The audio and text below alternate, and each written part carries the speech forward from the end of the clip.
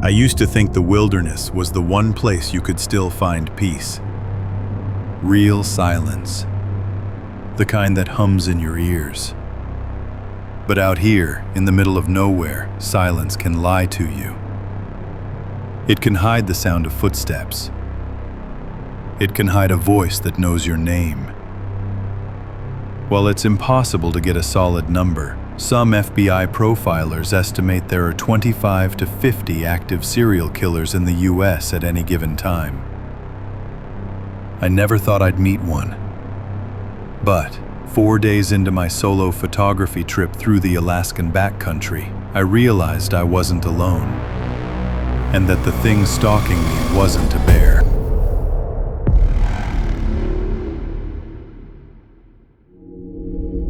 I'm Alex, a 34-year-old photographer from Seattle. I've spent years chasing beauty into places most people never see. My happy place has always been west of Denali, where ranger cabins sit empty after Labor Day, and the only sound is the wind in the spruce. This trip was supposed to be simple.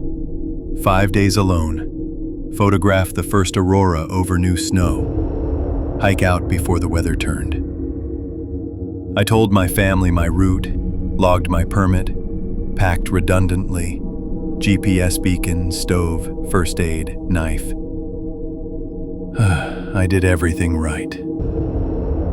The first day was perfect. Blue skies, crisp air, a massive bull moose crossing a frozen creek, everything I'd hoped for. That night, the sky lit up in ribbons of green and violet. I remember thinking, if the world ended right now, I'd die happy. But the next morning, that peace cracked. There was a single boot print in the snow outside my cabin door. Big, deep, recent. It faced toward me. No return track. I stared at it for a long time, trying to logic it away. Maybe a ranger, a hunter passing through. But the park was closed for the season. No cars at the trailhead. No other permits filed. When I went inside, I saw it. My camera on the tripod had been moved. The lens pointed straight at my cot. I checked the photos. There were 15 frames of me asleep, and a note tucked under the base plate. Cute shutter-click dream, Alex. See you after dark. The handwriting was blocky, deliberate. The A in my name was underlined twice. I laughed, that hollow, disbelieving kind of laugh, but my hands were shaking. I jammed the cot against the door, gripped my knife, and waited for dawn. By morning, I was done pretending it was a prank. My satellite communicator was gone.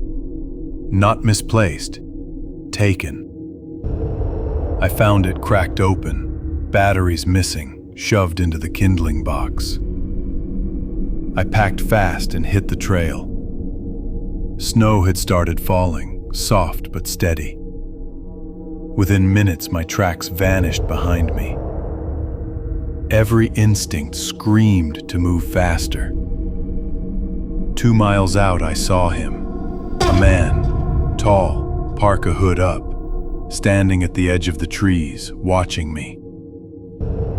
When I froze, he tilted his head like he was studying me, then turned and vanished into the spruce. That's when I realized he wasn't lost. He was waiting. I left the main trail immediately, cutting cross-country through waist-deep powder. The terrain was brutal. Drifts, hidden creeks, fallen trees. I used every trick I knew to stay unpredictable. Walked through streams to hide my trail, zigzagged by compass, changed elevation. By dusk, I'd found shelter, a tangle of spruce thick enough to crawl beneath. I dug a shallow trench, pulled branches over me, and lay there, shivering. My heart wouldn't slow down. Around midnight, I heard it, the slow crunch of boots in snow. Rhythmic, measured, getting closer. He was searching. I stopped breathing. He paused on the other side of the branches, so close I could smell tobacco and damp wool. I gripped my knife until my hand cramped. For one eternal minute, he just stood there. Then he whispered, almost conversationally, "You didn't say thank you for the pictures." I bit down on my lip to stay silent. Then he laughed, one low, broken chuckle, and walked off into the dark. By the fourth morning, I knew hiding wouldn't save me. He had supplies somewhere, maybe shelter, maybe gear. If I found it, maybe I'd find batteries for my beacon. I followed his tracks north, staying low. Half a mile later, I found a half-buried structure, an old ranger supply pit repurposed into a dugout. Inside were a propane stove, cans of beans, and a stack of park permits. Mine was on top. Underneath were driver's licenses, sealed in a Ziploc bag. 3 faces, missing person posters I'd seen tacked up back at the station. That's when the truth hit me. This wasn't random. He'd been targeting solo hikers from permit logs for years. I stuffed one license in my pocket for evidence and bolted. A blizzard slammed in within the hour. The wind erased everything. No sky, no horizon. Just white noise and panic. I couldn't find my trail.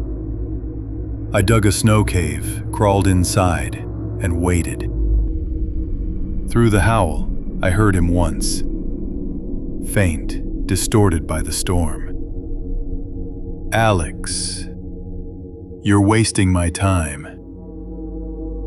The sound twisted my gut. I clutched my broken beacon like a rosary. Sleep came in flashes, half dreams of footsteps circling above. When I crawled out at dawn, the storm was gone. The world was silent again. Back at the cabin, the door was open. Inside, my food was scattered, the fire dead cold. On the table lay a neat row of protein bars and another note. Let's play. Sunset. Mile marker 7. He wanted an ending. I decided to give him one. I packed 2 steel leg traps, my tripod, and the camera. The spot was perfect. A wide frozen marsh hemmed in by birch trees. I buried the traps under fresh snow and set up my camera to record everything. Then I waited. When the sun hit the horizon, I heard him. He came. Singing, off-key, deliberate. Take me home, country roads. He stepped into view holding up a single AA battery.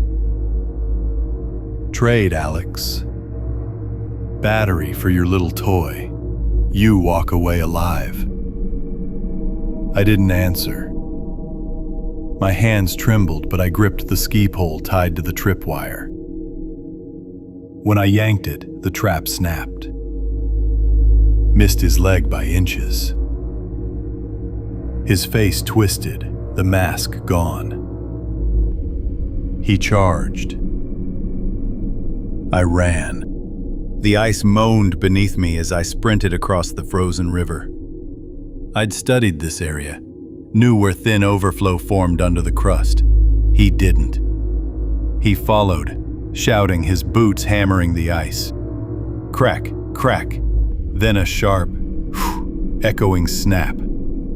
He plunged through, waist deep into water cold enough to kill in minutes. he thrashed, clawing at the edge. For a heartbeat, I almost left him. Then I remembered the girl on that license.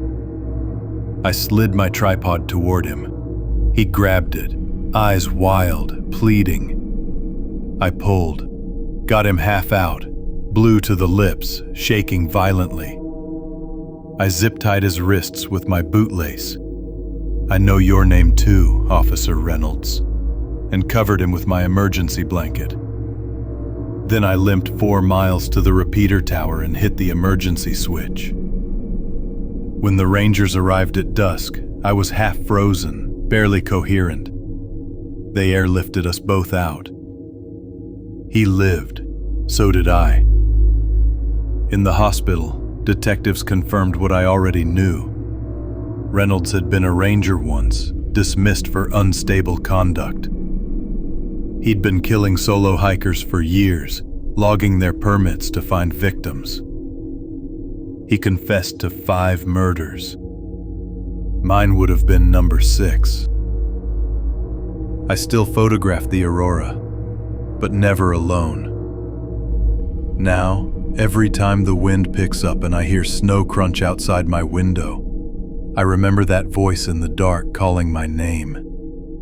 And I know that out here, the most dangerous predator doesn't have claws or fangs. It walks on 2 feet.